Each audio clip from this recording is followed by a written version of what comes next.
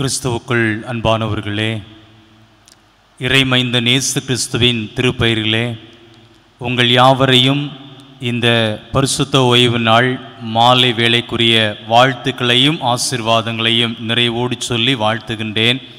இறை ஆசி உங்களோடு கூட நிறைவாய் தங்கியிருப்பதாக.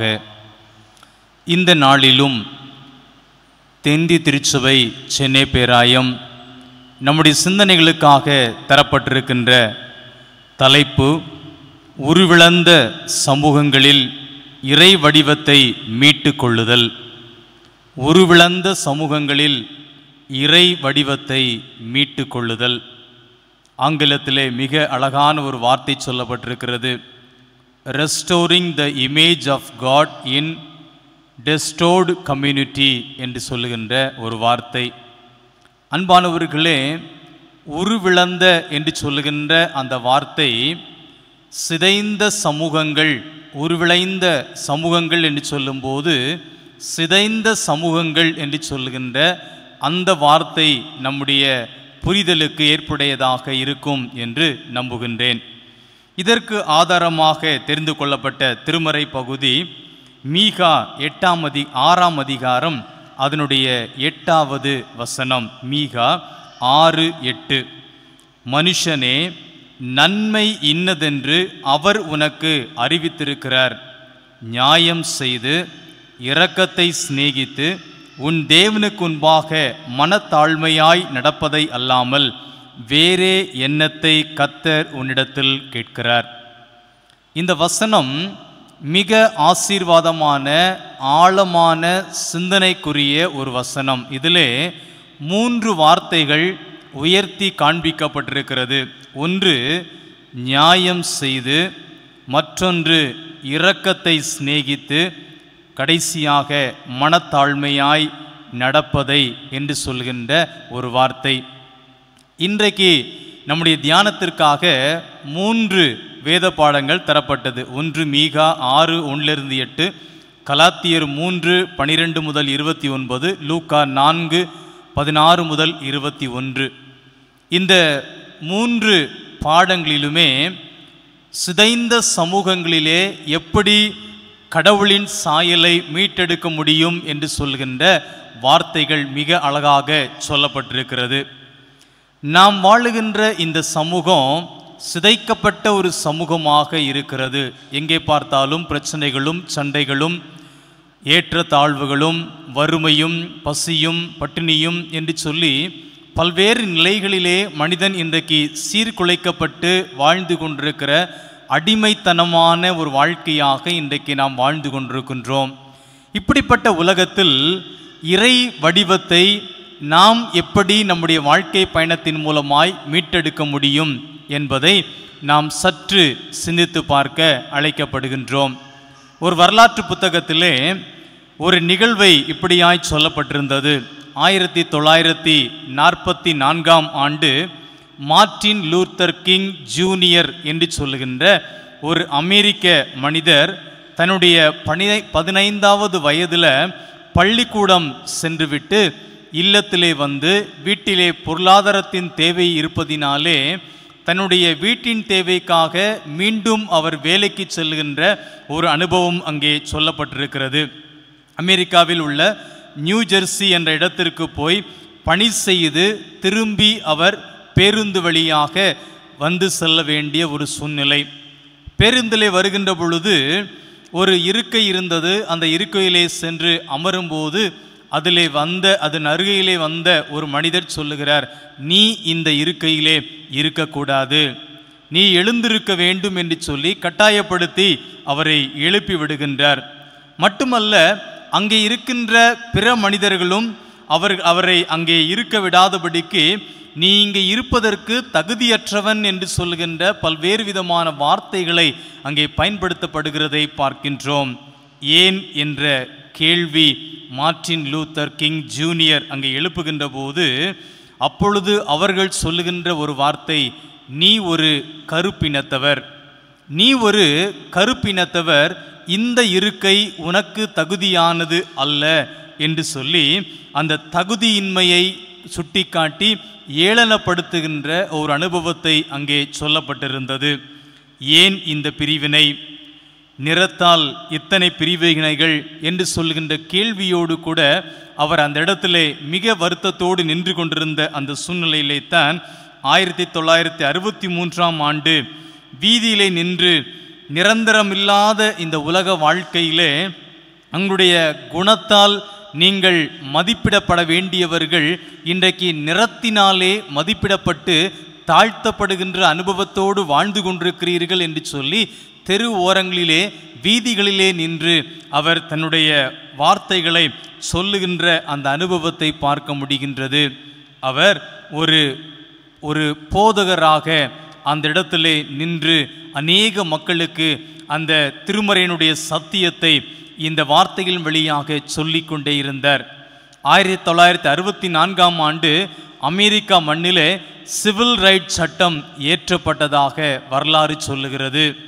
1965ஆம் ஆண்டு அமெரிக்காவில் கருப்பின மக்களுக்கு ஓட்டுரிமை கொடுக்கப்பட்டதாக வரலாறு சொல்லுகிறது.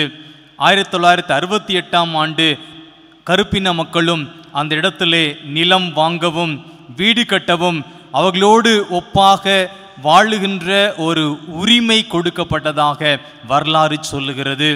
1968ஆம் ஆண்டு பொதுக்கூட்டம் ஒன்றில் அவர் பேசிவிட்டு அவர் இல்லம் திரும்புகின்ற போது அவருக்கு விரோதமாக எத்தனையோ விதமான சொற்கள் அவருக்கு முன் வீசப்பட்டது.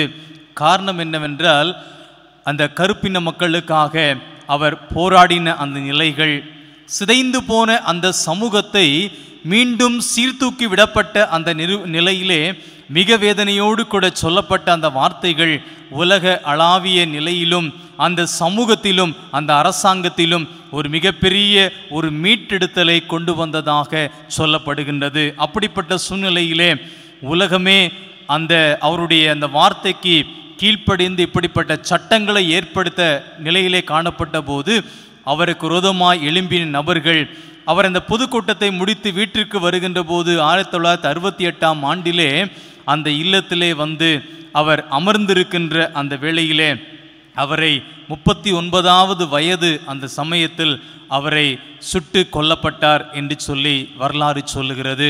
அன்பான தேவனுடைய பிள்ளைகளே, 15வது வயதிலே அவர் பட்ட அந்த கஷ்டத்தின் அனுபவம் 39ஆம் வயதிலே தன்னுடைய உயிர் நீர்த்தார். ஆனால் அந்த சிதைந்து போன சமூகத்தை மீட்டெடுத்து இறை சாயலை அந்த இடத்திலே வெளிப்படுத்தினார் என்று சொல்லப்பட்டிருக்கிறது. கிட்டத்தட்ட அமெரிக்காவில் 440 கிலோமீட்டர் சுற்றிலும் அவருடைய சரீரத்தை சுற்றிலுமாக எடுத்து கொண்டு வந்து அடக்கம் செய்யப்பட்டதாக சொல்லப்படுகிறது. சுற்றிலும் கொண்டு வருகின்ற போது கருப்பின மக்கள் தன்னுடைய பச்சிளம் குழந்தைகளை உயர்த்தி காட்டி சொன்னார்கள், உன்னுடைய வாழ்வுக்காக உயிர் நீத்த ஒரு மனிதர் இவர்தான், நீ வாழுவதற்கான உரிமையை பெற்றுக்கொண்டவர் இவர்தான் என்று சொல்லி அவரை அந்த பிள்ளைகளை தூக்கி காண்பித்து அவருடைய சரீரத்திற்கு மரியாதை செலுத்தினார்கள் என்று சொல்லி சொல்லப்படுகின்றது. பிரியமான தெய்வ பிள்ளைகளே, இப்படிப்பட்ட சிதைக்கப்பட்ட அனுபவங்கள் ஒருவேளை இன்றைக்கு நம்முடைய வாழ்க்கையிலே எத்தனையோ நிலைகளே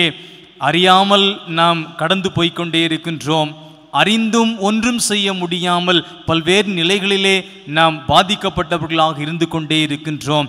அப்படிப்பட்ட உலக சூழ்நிலைகளிலே நாம் இறை சாயலை மீட்டெடுக்கப்பட்ட மக்களாக நாம் ஆண்டவரை உயர்த்தி காட்டுகின்ற அனுபவத்தை ஆண்டவர் எதிர்பார்க்கின்றார். புனித பெனடிக்ட் தன்னுடைய சொற்களிலே சொல்கின்றார், இயேசு கிறிஸ்துவின் பிறப்பும் வாழ்வும் பணியும் சிலுவை மரணமும் அவருடைய உயிர்த்தெழுதலும் இவ்வுலகத்தையே பெரிய மாற்றங்கள் உருவாவதற்கு காரணமாக இருந்தது என்று சொல்லப்படுகின்றது. அவருடைய உயிர்த்தெழுதல் நிமித்தமாக அவருடைய வாழ்க்கை சரித்திரத்தின் நிமித்தமாகத்தான் இன்றைக்கு நாமெல்லாம் சிதைக்கப்பட்ட சமூகத்தில் இருந்து கொண்டிருந்தாலும் ஒவ்வொரு நாளும் கிறிஸ்துவினாலே நாம் மீட்கப்பட்ட மக்களாக நாம் வாழ்ந்து கொண்டிருக்கின்றோம். பிரியமான தெய்வ பிள்ளைகளே, ஆதியாகமம் 1ஆம் அதிகாரம் 27வது வசனம் சொல்லுகிறது, தேவன் மனிதனை தம் சாயலாக சிருஷ்டித்தார், அவனை தேவ சாயலாகவே சிருஷ்டித்தார், ஆணும் பெண்ணுமாக சிருஷ்டித்தார் என்று ஒரே ஒரு படைப்பின் வரலாறாக மனிதனை ஆண்டவர் வெளிப்படுத்துகிறதை நாம் காண முடிகின்றது. நாம் தேவ சாயலாக படைக்கப்பட்டவர்கள். நமக்குள் ஏற்றத்தாழ்வுகளோ, நமக்குள் எந்த விதமான உயர்வு தாழ்வோ, எந்த விதமான கடினமான சூழல்களோ இருக்கக்கூடாது என்பதுதான் ஆண்டவர் நம்மிடத்திலே எதிர்பார்க்கின்ற ஒரு உன்னதமான ஒரு வெளிச்சமாக இருக்கிறது. ஜான் கால்வின் தன்னுடைய உரையிலே இப்படியாய் சொல்லுகின்றார், மனிதர்கள் கடவுளது உருவத்தை பெற்றிருக்கிறார்கள். அவர்களது அறிவு, செயல்பாடு, குணம் அவருடையதாக இருக்க வேண்டும் என்று சொல்லுகின்றார். நாம் ஆணுடைய சாயலை பெற்றிருக்கிறபடியினாலே நம்முடைய வாயின் வார்த்தைகள், நம்முடைய குணங்கள், நம்முடைய அறிவு, நம்முடைய செயல்பாடுகள் இவைகளெல்லாம் ஆண்டவரை வெளிப்படுத்துகின்ற அனுபவம் கொண்டதாக இருக்க வேண்டும் என்று சொல்லி ஆண்டவர் நம்மிடத்திலே எதிர்பார்த்து கொண்டிருக்கின்றார். இன்றைய உலகம் பல கட்டமைப்புக்குள்ளாக மனிதன் உருவாக்கப்பட்டு பல்வேறு நிலைகளிலே மனிதர்களுடைய உரிமைகள் பறிக்கப்பட்டு சிதைக்கப்பட்டு கடினமான சூழலுக்குள்ளாய் வாழ்ந்து கொண்டிருக்கிற அனுபவத்திற்குள்ளாக நாம் இருக்கின்றோம். இன்றைக்கு நம்முடைய வாழ்க்கை பயணத்திலே, நாம் பணி செய்கிற இடத்திலே, நம்முடைய குடும்பத்தில், நாம் வாழுகின்ற நம்முடைய சுற்று வட்டாரத்தில் நாம் எப்படி வாழுகின்றோம்? பிறரை சிதைத்து வாழுகின்றோமா? இல்லை என்றால் பிறரோடு கூட இணைந்து ஆண்டுடைய சாயலை வெளிப்படுத்துகின்ற பிள்ளைகளாக வாழுகின்றோமா என்பதை சற்று யோசித்து பார்க்க அழைக்கப்படுகின்றோம். ஒரு 2 குறிப்புகளை மட்டும் உங்களோடு கூட 2 சிந்தனைகளாக சொல்ல ஆசிக்கின்றேன். ஒன்று, இறை நீதியின் வழியில் இறை சாயலை மீட்டெடுக்க வேண்டும். நாம் எப்படி இறை சாயலை மீட்டெடுப்போம் என்றால், இறை நீதியின் வழியிலே இறை சாயலை மீட்டெடுக்க முடியும். Restoring the image of God through divine justice என்று சொல்லப்பட்டிருக்கிறது. இந்த மீகா 6ஆம் அதிகாரம் 1 முதல் 8 வரை நாம் படிக்கின்ற பொழுது ஒரு அழகான ஒரு சம்பவமாக இது இருக்கிறது. உண்மையிலேயே அதை நீங்கள் இல்லத்திலே சென்று ஒவ்வொரு வசனமாக நீங்கள் உன்னித்து கவனித்து படிப்பீர்கள் என்று சொன்னால் அதனுடைய அர்த்தத்தை விளங்கிக் கொள்ள முடியும். நாம் வாழுகின்ற இந்த உலகம் நீதி நியாயம் இல்லாத ஒரு உலகமாக இருந்து கொண்டிருக்கிறது. அதற்குள்ளாகத்தான் நாம் பல நிலைகளிலே போராடி வாழ வேண்டிய சூழ்நிலையிலே இருக்கின்றோம். மீகா என்று சொல்கின்ற தீர்க்கர் 8ஆம் நூற்றாண்டிலே வாழ்ந்த ஒரு தீர்க்கதரிசி. மீகா 1:1 சொல்லுகிறது, சமாரியாவுக்கும் எருசலேமுக்கும் விரோதமாக கடவுளுடைய வார்த்தையை சொன்ன ஒரு தீர்க்கன் என்று சொல்லப்பட்டிருக்கிறது. அவர் சமாரியாவுக்கும் எருசலேமுக்கும் விரோதமாக கர்த்தருடைய வார்த்தைகளை சொன்ன ஒரு தீர்க்கன். அது அப்படின்னா என்ன அர்த்தம்னா, நீ செய்வது தவறு, நீ வாழ்ந்து கொண்டிருக்கிற விதம் தவறு, நீ இப்படித்தான் வாழ வேண்டும் என்று சொல்கின்ற அந்த நிலையினை கடவுளுக்கு ஏற்புடைய ஒரு மனிதனாக அங்கே தீர்க்கதரிசியாக வெளிப்படுத்தப்படுகின்ற ஒரு தீர்க்கதான் இந்த மீகா தீர்க்கதரிசி. அன்பான என்னுடைய பிள்ளைகளே, 1:2 சொல்லுகிறது, சகல ஜனங்களே கேளுங்கள், பூமியே அதில் உள்ளவைகளே செவி கொடுங்கள், கர்த்தராகிய ஆண்டவர் தம்முடைய பரிசுத்த ஆலயத்தில் இருக்கிற ஆண்டவரே உங்களுக்கு விரோதமாய் சாட்சி கொடுப்பார் என்று சொல்லப்பட்டிருக்கிறது. இந்த வசனம் சொல்லுகிறது, ஜனங்களே கேளுங்கள், பூமியே அதில் உள்ளவைகளே செவி கொடுங்கள், கர்த்தராகிய ஆண்டவர் தம்முடைய பரிசுத்த ஆலயத்தில் இருக்கிற ஆண்டவரே உங்களுக்கு விரோதமாக சாட்சி கொடுப்பார். நீங்கள் ஆலயத்திலே அமர்ந்திருக்கிறீர்கள், உங்களுக்கு விரோதமாய் சாட்சி கொடுப்பார் என்றால் என்ன அர்த்தம்? நம்முடைய சுயம் சார்ந்த பாவங்கள் வழியாய் வாழ்ந்து கொண்டிருக்கிற போது நமக்கு விரோதமாக நீ இப்படி வாழ வேண்டும், இப்படி செயல்பட வேண்டும் என்று சொல்லி உங்களுக்கு விரோதமாக சாட்சி கொடுப்பார் என்று சொல்லப்பட்டிருக்கிறது. சாட்சி சொல்வது மனிதன் அல்ல, தீர்க்கன் அல்ல, மாறாக இறைவாக்கினர் வழியாய் மனசான்றாய் ஆண்டவராகிய கடவுள் பேசுகின்ற ஒரு வார்த்தையாக இது இருக்கிறது. அப்பட்டமான உண்மையை யதார்த்தமாக மீகா தீர்க்கதரிசி பேசுகின்றார், வெளிப்படுத்துகின்றார் என்று இந்த மீகா தீர்க்கதரிசன புஸ்தகம் முழுவதுமாய் படிக்கிற போது நாம் வாசிக்க முடியும்.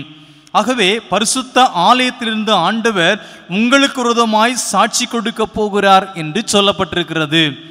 ஏன் அப்படி சொல்லுகின்றார்? நம்முடைய மனதிலே ஒரு கேள்வி எழும், ஏன் நமக்கு விரோதமாக ஆண்டவர் சாட்சி கொடுக்கிறார்? ஏனென்றால் ஆன்மீகத்தில் உலக மனித அரசியல் கலந்திருக்கிறது. அப்படின்னா என்ன அர்த்தம்? ஆன்மீக வாழ்க்கையிலே நம்முடைய சுயம் சார்ந்த வாழ்க்கையினுடாய் நாம் வாழ்ந்து கொண்டிருக்கின்றோம். நம்முடைய சுய சார்ந்த வாழ்க்கையை ஆன்மீகத்தில் திருச்சபையிலே நாம் ஊன்றி கொண்டிருக்கிறோம் என்று மீகா தீர்க்கதரிசி சொல்லுகிறார். ஆலயத்திற்குள் அரசியல் கலந்து கிடக்கிறது மட்டுமல்ல, ஆன்மீகம் இறைநெறி நீதி இரக்கமற்ற சூழல்களோடு உள்ள சூழ்நிலையாக இன்றைக்கு மாறிவிட்டது என்று சொல்லி 8ஆம் நூற்றாண்டிலே வாழ்ந்த மீகா தீர்க்கதரிசி மிக தெளிவாக திருமறையின் வாயிலாக வெளிப்படுத்தப்படுகிறதை நாம் பார்க்க முடிகிறது. எனவேதான் மீகா 2:1 சொல்லுகிறது, அக்கிரமத்தை யோசித்து தங்கள் படுக்கைகளின் மேல் பொல்லாப்பு செய்ய எத்தனம் பண்ணி தங்கள் கையில் வல்லமை இருக்கிறபடியினாலே விடியற்காலம் ஆகிற போது அதை நடப்பித்து வயல்களை இச்சித்து பறித்து கொண்டு வீடுகளை இச்சித்து எடுத்துக்கொண்டு புருஷனையும் அவன் சுதந்திரத்தையும் ஒடுக்குகிற மக்களுக்கு ஐயோ என்று சொல்லுகின்ற ஒரு வார்த்தை இங்கே வெளிப்படுத்தப்படுகிறதை பார்க்கின்றோம். பிரியமான தெய்வ பிள்ளைகளே, இறை நீதி என்று சொல்வது மனுஷன் தருகிற நீதி அல்ல. அது உள்ளது உள்ளது என்றும் இல்லதை இல்லது என்றும் சொல்லுகின்ற ஒரு நீதிதான் இறைவன் நமக்கு தருகின்ற ஒரு நீதி. இந்த வசனங்கள் எல்லாம் நம்முடைய சுய சார்ந்த வாழ்க்கையின் மூலமாய் பல்வேறு நிலைகளிலே நாம் தவறு செய்த மக்களாக வாழ்ந்து கொண்டிருக்கிறோம் என்று சொல்லுகின்ற ஒரு நிலை இங்கே சொல்லப்படுவதை பார்க்கின்றோம். அடிமையாக மக்கள் வழிநடத்தப்பட்டார்கள் என்று மீகா தீர்க்கதரிசி சொல்லுகிறார். 3ஆம் அதிகாரம் 1ஆம் வசனத்தில், யாக்கோபின் தலைவர்களே, இஸ்ரவேல் வம்சத்து அதிபதிகளே, நியாயம் இன்னதென்று அறிவது உங்களுக்கு அல்லவோ அடுத்தது என்று சொல்லுகின்றார். இந்த வசனங்கள் எல்லாம் ஒவ்வொருடைய மனதிலையும் ஆழமாய் பொறிக்கப்படுகின்ற ஒரு வார்த்தையாக இருக்கிறது. நன்மைக்கு பதில் தீமை செய்து வாழுகின்றீர்களே என்று சொல்லுகின்றார். மட்டுமல்ல, மீகா 3:3 சொல்லுகிறது, என் ஜனத்தின் சதையை தின்று அவர்கள் மேலிருக்கிற அவர்களுடைய தோலை உரித்து கொண்டு என்றெல்லாம் பல்வேறு நிலைகளிலே பல காரியங்களை இங்கே சொல்லப்படுவதை பார்க்கின்றோம். அந்த அளவுக்கு மீகா தீர்க்கதரிசி கோபத்தோடு பேசுகிற அனுபவத்தை நாம் பார்க்கின்றோம். மீகா 6ஆம் அதிகாரம் 1-2 வசனங்களை நாம் படிக்கிற போது கர்த்தர் சொல்லுகிறார், கேளுங்கள், நீ எழுந்து பர்வதங்களுக்கு முன் உன் வழக்கை சொல், மலைகள் உன் சத்தத்தை கேட்க கடவது என்று சொல்லுகிறார். 6ஆம் அதிகாரம் 1ஆம் வசனத்தில் கர்த்தர் சொல்லுகிறார், நீங்கள் எல்லாரும் கேளுங்கள், நீ எழுந்து பர்வதங்களுக்கு முன் உன் வழக்கை சொல், மலைகள் உன் சத்தத்தை கேட்க கடவது என்று சொல்லுகின்றார். இங்கு இயற்கையை சாட்சி சொல்ல ஆண்டவர் வைத்திருக்கிறார். ஒரு உருவகமாக மனிதனோடு கூட ஆண்டவர் பேசுகின்றார். கடவுளின் வழக்கை கேளுங்கள் என்று சொல்லுகிறார். 6ஆம் அதிகாரம் 2ஆம் வசனத்தில், பர்வதங்களே, பூமியின் உறுதியான அஸ்திவாரங்களே, கர்த்தருடைய வழக்கை கேளுங்கள். கர்த்தர் 1ஆம் அதிகாரத்தில் நமக்கு விரோதமாய் சாட்சி கொடுக்கிறார். இங்கே 6ஆம் அதிகாரம் இந்த பகுதியிலே வாசிக்கிற போது கடவுளின் நம்மேல் ஆண்டவர் வழக்குரைக்கிறவராக காட்சியளிக்கிறார் என்று சொல்லப்பட்டிருக்கிறது. கர்த்தருக்கு அவர் ஜனத்தோடே வழக்கு இருக்கிறது. என்ன வழக்கு? இஸ்ரவேலரோடே அவர் வழக்காடுவார். நீதி நிறைந்த சமூகமாக நாம் மாற வேண்டும் என்று சொல்லி ஆண்டவர் எதிர்பார்க்கிறார். நீதி நிறைந்த சமூகமாக நாம் வாழ்வதற்கு நம்முடைய வாழ்க்கை பயணத்தில் பல மாற்றங்கள் நமக்கு தேவை என்று சொல்லி ஆண்டவர் எதிர்பார்க்கிறார். 6ஆம் அதிகாரம் 3ஆம் வசனம் சொல்லுகிறது, என் ஜனமே, நான் உனக்கு என்ன செய்தேன்? ஆண்டவர் நம்மிடத்தில் கேட்கிறார், என் ஜனமே, நான் உனக்கு என்ன செய்தேன்? நான் எதினால் உன்னை விசனப்படுத்தினேன்? எனக்கு எதிரே உத்தரவு சொல் என்று ஆண்டவர் மனத்தாழ்மையோடு நம்மை பார்த்து கேட்கிறார். ஏன் கடவுள் நம்மை அழைக்கிறார்? ஏன் ஆண்டவர் நம்மை அழைக்கிறார்? சமூகத்தில் எத்தனை அநீதிகள் உண்டு என்று சொல்லி ஆண்டவர் நம்மிடத்திலே அவர் கேட்கிற அனுபவத்தை பார்க்கிறோம். நீ இப்படி இருந்தாய், உன் வாழ்க்கை எப்படிப்பட்டதாக இருக்கும் என்று சொல்லி ஆண்டவர் நம்மிடத்திலே கேள்வி எழுப்புகிறவராக இருக்கிறார். 6ஆம் அதிகாரம் 4ஆம் வசனம் சொல்லுகிறது, நீ எகிப்தில் அடிமையாக இருந்த கூட்டம், உன் பழைய அடிமைத்தன வாழ்க்கையை நீ சிந்தித்து பார்த்தாயா? நீ எப்படி வாழ்ந்தாய் என்று சொல்லி பார்த்தாயா என்றெல்லாம் ஆண்டவர் சிந்திக்க சொல்லுகிறார் நம்முடைய வாழ்க்கை பயணத்தை பார்த்து. 6ஆம் அதிகாரம் 6-7 வசனம் சொல்லுகிறது, கர்த்தருடைய சந்நிதியில் என்னத்தை கொண்டு வர வேண்டும் என நினைக்கிறாயே என்று இங்கே ஆண்டவர் கேட்கிறார். கர்த்தருடைய சமூகத்தில் நான் என்னத்தை கொண்டு வருவது? என்னுடைய பாவக்கரை நீங்குவதற்கு நான் கடவுளுடைய சமூகத்தில் என்ன கொண்டு வந்து படைப்பது? இங்கே அழகாய் சொல்லப்படுகிற வார்த்தையை பாருங்கள். 6-7 வசனத்தில் தகன பலிகளையா, 1 வயது கன்றுக்குட்டி கொண்டு வர வேண்டுமா, 1000 ஆன ஆடு கடாக்களின் பேரிலே நான் கொண்டு வர வேண்டுமா, எண்ணெயாய் ஓடுகிற 10000 ஆறுகளின் பேரிலே நான் தகன பலிகளை கொண்டு வர வேண்டுமா என்று இங்கே சொல்லப்படுகின்றோம். ஆனால் கர்த்தர் பிரியமாய் இருப்பாரோ? இந்த தகன பலிகளெல்லாம் கடவுள் பிரியமாய் இருப்பாரோ என்று மனுஷன் கேட்கிறான். இங்கே பார்க்கிறோம், என் அக்கிரமத்தை போக்க என் மூத்த மகனை ஆண்டவருக்கு கொடுக்கட்டுமா என்று சொல்கிறார். மட்டுமல்ல, என் ஆத்துமாவின் பாவத்தை போக்க என் கர்ப்பக்கனியை கொடுக்க வேண்டுமோ என்று சொல்லுகின்றார். ஆண்டவர் சொல்லுகிற வார்த்தை, உன் பணமோ, உன் பொருளோ, உன் செல்வமோ நான் உனக்கு இந்த உலக வாழ்க்கையிலே சந்தோஷமாய் வாழ்வதற்கென்று கொடுத்தவைகள், அது அல்ல எனக்கு தேவை. எனக்கு தேவையானது 6ஆம் அதிகாரம் 8ஆம் வசனத்திலே சொல்லப்பட்டிருக்கிறதே, நன்மை இன்னதென்று அவர் உனக்கு அறிவித்திருக்கிறார். நன்மையானது என்ன என்று சொல்லி அவர் உனக்கு அறிவித்திருக்கிறார். அந்த அறிவின்படி நியாயம் செய்து இரக்கத்தை சிநேகித்து உன் தேவனுக்கு முன்பாக மனத்தாழ்மையாய் நடப்பதை அல்லவோ வேறு என்னத்தை நான் உன்னிடத்திலே கேட்கிறேன் என்று சொல்லி ஆண்டவர் நீதிக்கான வார்த்தைகளை இங்கே சொல்வதை பார்க்கின்றோம். அந்த நீதிக்கான வார்த்தைகள் சாதாரணமானவைகள் அல்ல. இறை சாயலை இந்த பூமியிலே மீட்டெடுக்கப்படுகின்ற ஒரு வார்த்தையாக இருக்கிறது. இன்றைக்கு நம்முடைய வாழ்க்கை பயணத்தில் இந்த வாழ்க்கை நம்முடைய வாழ்விலே எப்படிப்பட்ட அர்த்தம் கொண்டதாக நாம் வைக்கிறோம்? சங்கீதம் 15:2 சொல்லுகிறது, யார் உம்முடைய சமூகத்தில் வருவார்? உத்தமமாய் நடந்து நீதியை நடப்பித்து மனதார சத்தியம் பேசுகிறவரும் தானே உம்முடைய சமூகத்திலே வருவார் என்று சொல்லுகின்றார்.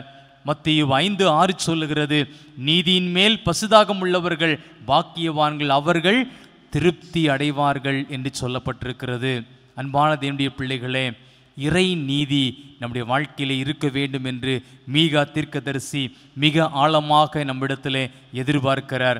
அந்த நீதியை பெற்றவர்களாய் இறை சாயலை இந்த பூமியிலே மீட்டெடுக்கின்ற அனுபவத்தை பெற்றுக்கொண்டவர்களாய் வாழ்வதற்கு நம்மை அர்ப்பணம் செய்ய வேண்டும். இரண்டாவதாக ஒரே ஒரு வார்த்தை, இறை ஐக்கியத்தின் மூலம் இறை சாயலை மீட்டெடுக்க முடியும்.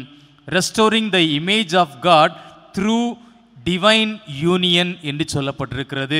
கலாத்தியர் 3ஆம் அதிகாரம் 18 முதல் 29 வரை படிக்கின்ற பொழுது இந்த வார்த்தைகள் மிக தெளிவாக நமக்கு சொல்லப்படுகின்றது. கலாத்திய திருச்சபை ஒரு நகர்ப்புற திருச்சபை என்று சொல்லி நாம் அறிந்திருக்கிறோம். வாணிகம் நிறைந்த ஒரு திருச்சபை ஒரு இடமாக இருக்கிறது.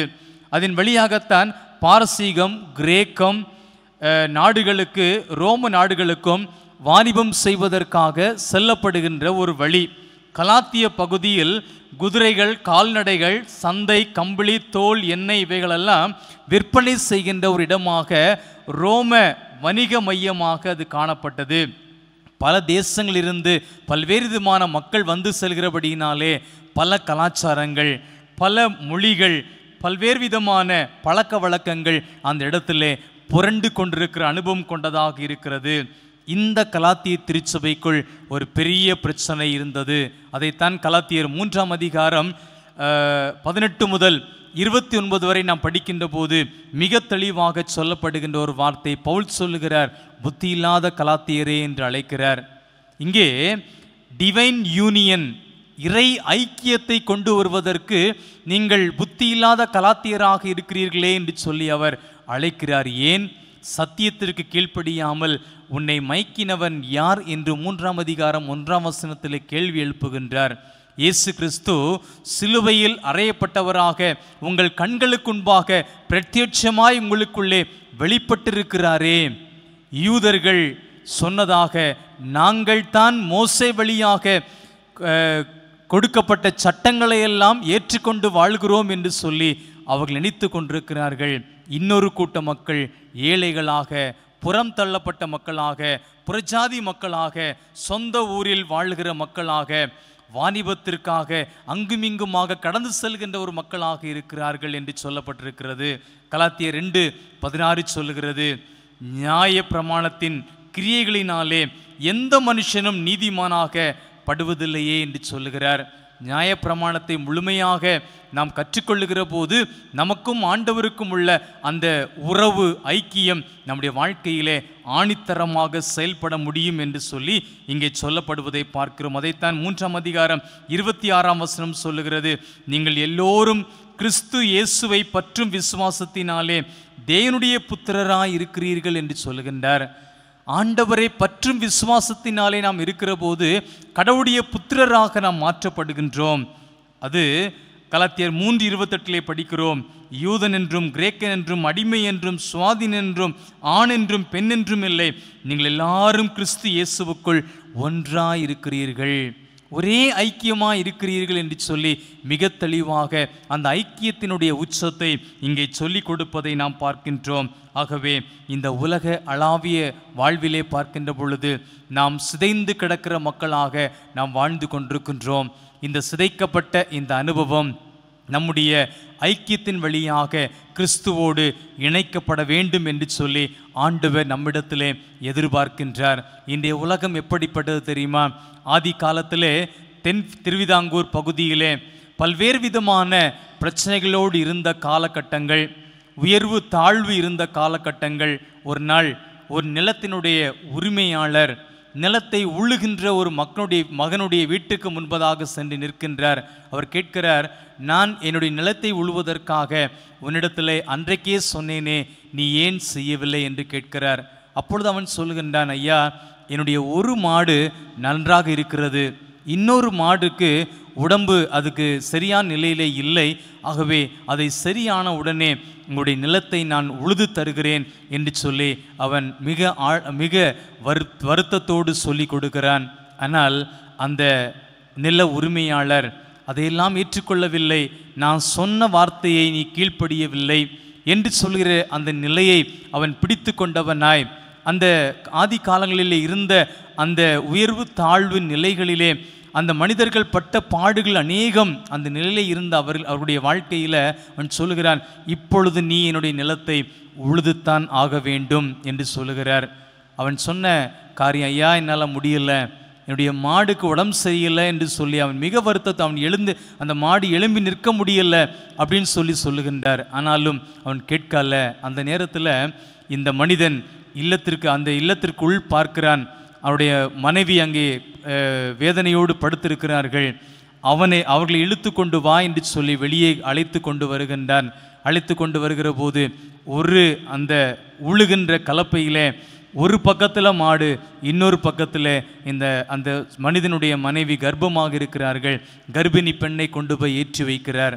பிரியமானவர்களே, மாட்டுக்கு போடுற அந்த கழுத்திலே போடுற அந்த கயிறுகளெல்லாம் போட்டு வைத்து நிலத்திலே உழுவதற்காக இறக்கி விடுகின்றார்கள். மிக கொடுமையான அனுபவங்கள் ஆதி காலங்களிலே நடைபெற்று கொண்டிருந்தது. அந்த நேரத்தில் அதே நிலத்தில் இந்த சகோதரி நடக்க முடியாமல் நிறைமாத கர்ப்பிணியாக அதே நிலத்தில் விழுந்து மரித்து போனார்கள் என்று சொல்லி வரலாறு சொல்லுகிறது. இத்தனை கொடுமையான உலகத்திற்குள் இருந்த நம்முடைய வாழ்க்கையை தன் ஆண்டவர் இன்றைக்கு ஒரு உயர்ந்த நிலைக்கு நேராய் நம்மை தூக்கி எடுத்திருக்கிறார். ஆகவே தான் நாம் இந்த தலைப்பின் கீழாக நாம் பார்க்கின்ற பொழுது பல்வேறு நிலைகளிலே ஆண்டவர் இந்த சிதைந்த சமூகத்தில் கடவுளுடைய சாயலை நீதியின் வழியாக, ஐக்கியத்தின் வழியாக நாம் மீட்டெடுக்கப்பட வேண்டும் என்று ஆண்டவர் எதிர்பார்க்கிறார். இன்றைக்கு நம்முடைய நிலை என்ன? நம்முடைய வாழ்க்கை பயணத்தில் நாம் செய்ய வேண்டிய காரியம் என்ன? சற்று சிந்தித்து பார்த்தவர்களாய் இன்னும் நம்முடைய ஆன்மீக வாழ்க்கையில் ஆண்டவரோடு கூட உள்ள விசுவாசத்தில் ஐக்கியப்பட்டு வளருவோம். ஆண்டவர் எப்படிப்பட்ட கடினமான சூழல்கள் இந்த உலகத்திலே வந்தாலும் நம்மை தூக்கி எடுத்து ஒரு பரிசுத்த வாழ்வுக்கு நேராய் நம்மை வழிநடத்துவார் என்பதிலே எந்த விதமான சந்தேகமும் இல்லை. ஆண்டவர் நம்மை ஆசீர்வதித்து பாதுகாப்பாராக. ஆமேன்.